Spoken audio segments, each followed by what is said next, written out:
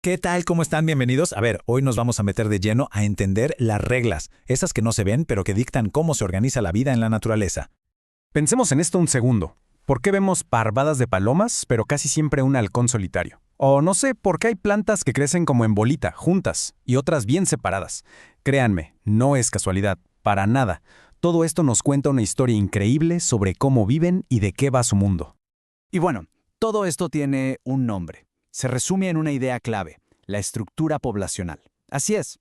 Imaginen que es como la caja de herramientas de un ecólogo, ¿no? Justo lo que se necesita para poder descifrar estos patrones que vemos por todos lados. Ok, entonces, para empezar a usar esta caja de herramientas hay que ir a lo más básico. Lo primerito, el conteo, o sea, ¿cuántos son? Antes de meternos a los porqués de cómo se comportan, primero hay que saber el cuántos hay. Y la primera métrica, la fundamental, es el tamaño de la población. Sencillito, el número total de individuos. Punto. Por ejemplo, podríamos estar hablando de, no sé, 500 cocodrilos en un río o 700 árboles en un bosque. Es el primer número, nuestro punto de partida. Pero, a ver, saber cuántos hay no es suficiente. El siguiente dato es clave, la densidad poblacional. Si el tamaño nos dice cuántos son, la densidad nos dice qué tan amontonados están. O sea, nos da una idea mucho más clara del nivel de multitud en un área específica. Y para que esto quede súper claro, vean este ejemplo. 400 árboles por hectárea. ¿Se dan cuenta? Esto nos pinta una imagen mental mucho, pero mucho más precisa que si solo dijéramos hay muchísimos árboles. ¿A poco no?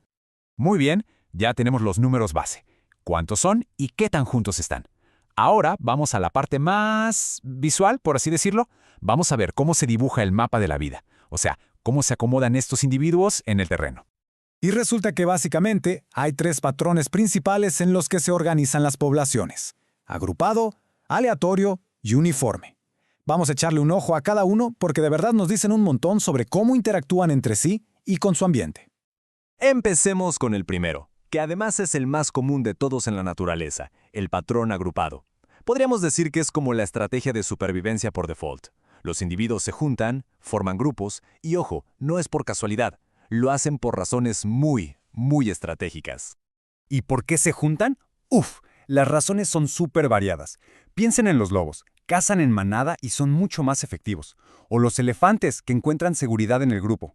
En las plantas puede ser algo tan sencillo como un pedacito de tierra con muchos nutrientes. Hasta para el apareamiento es más fácil.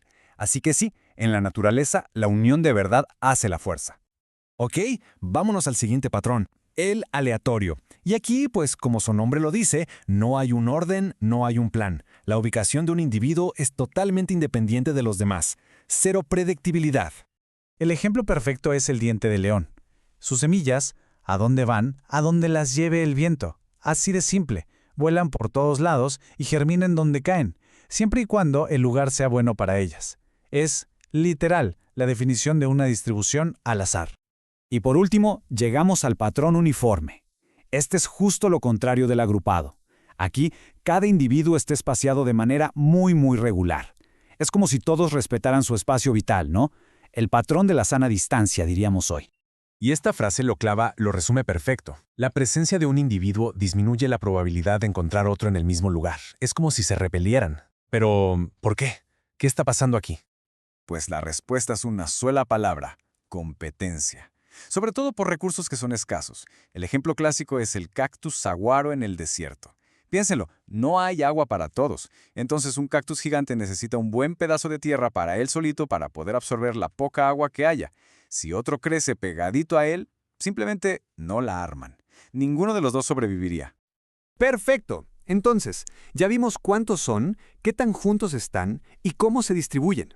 Ahora toca hacer un zoom, meternos todavía más a fondo para ver la composición interna de la población. Y esto es crucial, porque nos va a permitir predecir su futuro. Y lo primero que vamos a ver es la distribución por edad, o sea, qué porcentaje de la población es joven, cuál es adulto y cuál ya es mayor. Saber esto nos da una pista gigantesca de si esa población va para arriba, se va a mantener igual, o de plano está en declive. Miren, este ejemplo de las tortugas está buenísimo. Tenemos 1000 crías y 800 jóvenes, contra solo 400 adultos. ¿Qué nos dice eso? Pues que es una población que está a punto de explotar, en el buen sentido. Tiene un potencial de crecimiento altísimo, con toda una nueva generación lista para tomar la estafeta. Ok, otro dato demográfico súper importante. La proporción de sexos. El balance entre machos y hembras, vaya. Saber esto es absolutamente fundamental para entender qué tan probable es que se reproduzcan y cómo son sus rituales de apareamiento. Y para juntar todo esto, la edad y el sexo, hay una herramienta visual increíble, la pirámide poblacional. Si la base es muy ancha, significa que hay muchísimos jóvenes y que la población va a crecer. Pero lo más interesante es que estas pirámides también nos cuentan la historia. Si de repente vemos una mordida, una entrada en la pirámide, esa puede ser la cicatriz que dejó una guerra o un desastre natural que le pegó duro a toda una generación. Bien, ya pasamos por todo. El conteo, el mapa, el perfil demográfico. Pero ¿qué pasa cuando juntamos todas estas piezas? ¿Qué historia completa nos están contando? Vamos a armar el rompecabezas.